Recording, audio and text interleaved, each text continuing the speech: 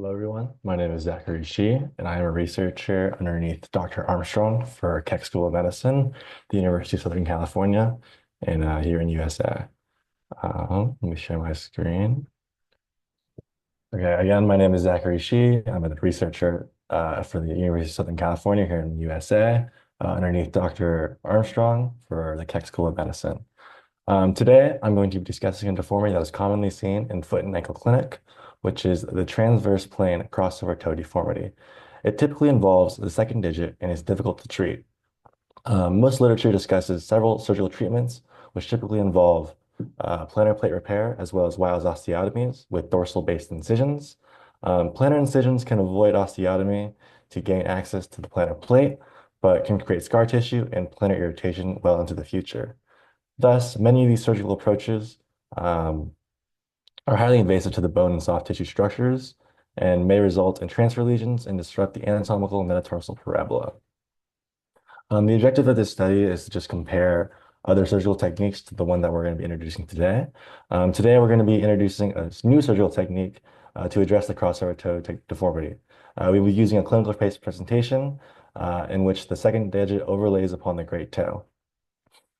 Transverse plane corrections of bunions is widely performed with success among physicians. However, the lesser digits are oftentimes quite challenging due to significant deforming forces from day-to-day activity, as well as stabilizing the region following surgery. So for the specific technical discussion, we're going to talk about the technique. So since the deformity is a medial contraction of the second digit, in order to address the second digit, the bird's eye view, we need to tighten the lateral aspect and loosen the medial aspect of the collateral ligaments surrounding the second metatarsal joint.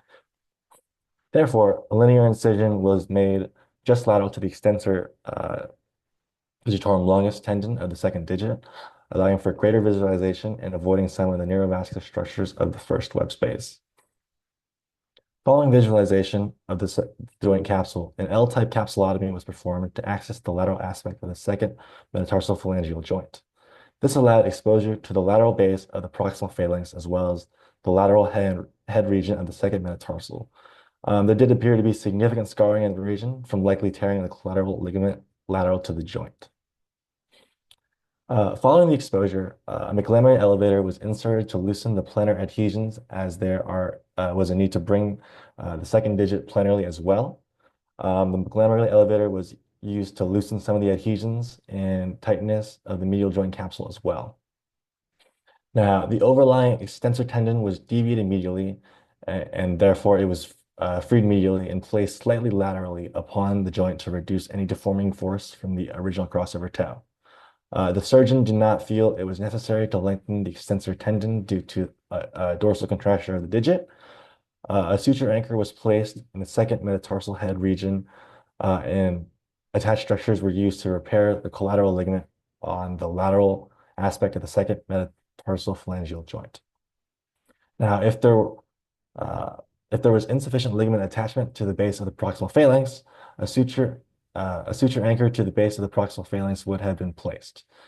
Following the tightening of the suture anchor, the second digit appeared to be in a more rectus position.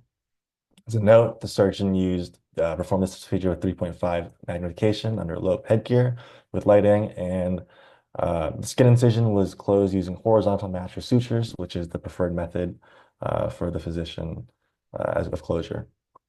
While this presentation focused primarily on the crossover toe deformity, to give an entire overview of the case study, I will briefly discuss on the other procedures performed for this case. An arthroplasty of the second digit head to the proximal was performed. Additionally, a bunionectomy without osteotomy was performed to abduct the hallux. This involves removing the middle eminence of the first metatarsal head, a lateral release of the adductor hallucis tendon, and a freeing of the fibular sesamoid was performed. Now, a McLamary elevator was also used at the first MPJ to release plantar adhesions as well.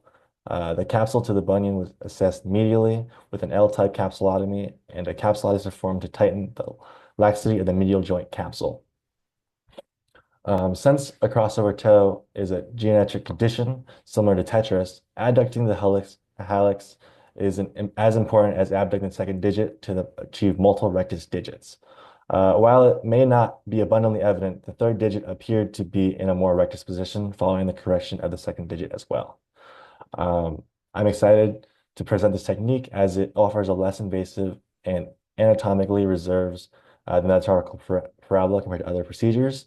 We believe this technique will reduce recovery time and improve outcomes while maintaining flexibility for the future interventions if necessary.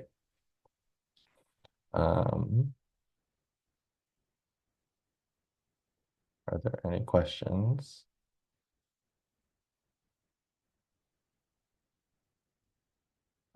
Thank you all.